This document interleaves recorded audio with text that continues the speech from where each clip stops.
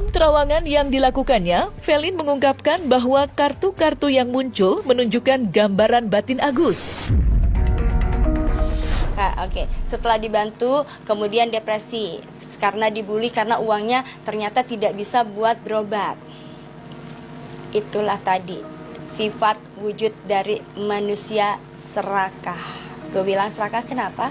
Karena manusia yang tidak bisa memanfaatkan momen dan tidak menjalankan amanahnya adalah manusia serakah. Kalau aku bilang dia sudah melakukan ini, otomatis orang nih ya, kalau sudah diberikan wewenang atas apa yang sudah diberikan Novi ya, istilahnya N sudah memberikan uang ini kepada beliau. Kemudian kan balik lagi, kalau N kan berdasarkan prinsip percaya bahwa orang ini bisa menjalankan tugasnya atau amanahnya. Balik lagi, orang ini tidak bisa menjalankan tugasnya, ya terima resiko dong. Itu adalah sanksi sosial bagi mereka orang yang serakah ataupun tamak. Tidak peduli apapun alasannya, itu menandakan dia bukan manusia bijaksana dan bukan manusia yang patut untuk diberikan bantuan. Niscaya dengan adanya ini tidak akan ada lagi orang yang mau menolong dia. Karena apa? Orang kan ngebantu dia kan buat berobatnya dia. Ibanya orang itu karena melihat kondisi dia yang tidak mampu untuk berobat. Tapi pada akhirnya orang kan seluruh Indonesia nih, bahkan mungkin seluruh negara orang itu akan melihat, loh orang ini kok dikasih bantuan kok malah buat kepentingan pribadi. Ya otomatis orang itu akan malas ngebantu lagi. Jadi jangan pernah berharap kepada manusia. Ya, karena ketika kita berharap pada manusia, kita akan mendapatkan yang namanya kekecewaan. Berharaplah kepada Tuhan, perbaikin diri kita, ya. Jadi di sini jangan sampai si A ini menyalahkan orang lain, sebab kesalahan itu dibuat oleh dia sendiri, yang dia harus tanggung risikonya. Kalau dibilang depresi, tidak. Kenapa aku bilang tidak? Lah udah dia sudah diberikan uang banyak ya, kemudian dia sudah pegang uang banyak. Balik lagi, senang dong.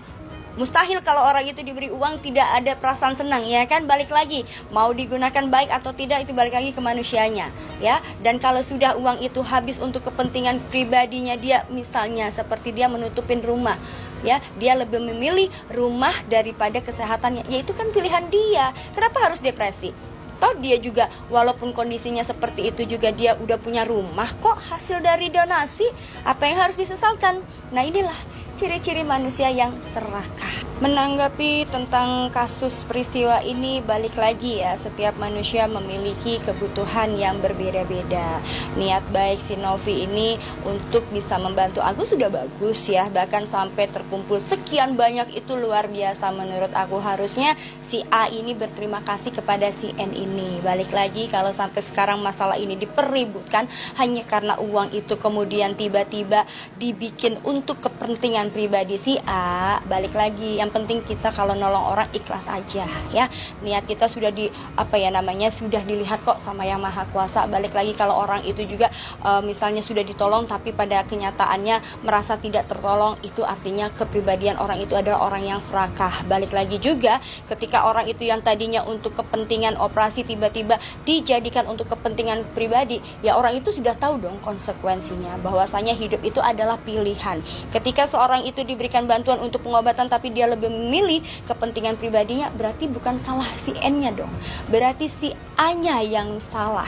Artinya memang ya sudah, bantuan itu yang jelas bantuan itu sudah diberikan dengan sukarelawan kepada si A. Balik lagi, A-nya bisa nggak untuk menjalankan menjalankan tanggung jawabnya, dan juga bisa nggak nih bisa amanah nggak untuk menjalankan ini gitu kan. Kalau aku lihat dananya pada akhirnya digunakan untuk kepentingan pribadi, berarti orang ini tidak amanah. Besok jangan dibantu lagi orang yang seperti ini, mohon maaf, karena berarti manusia ini adalah manusia serakah. Apalagi kalau si A merasa aku sakit dan bla bla bla bla bla. Hidup itu adalah pilihan. Balik lagi, harusnya kalau manusia bijaksana, dia akan mementingkan dulu pengobatan dia, ya.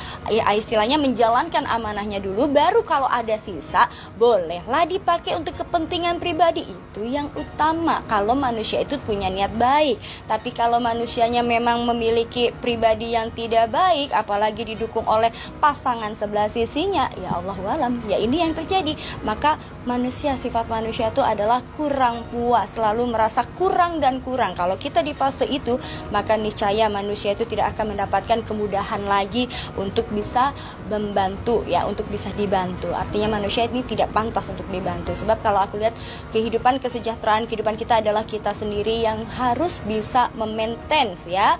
Hidup itu adalah pilihan kita sendiri yang harus memilih mana yang terbaik untuk kehidupan kita dan apa sih yang harus kita pentingkan lebih dahulu.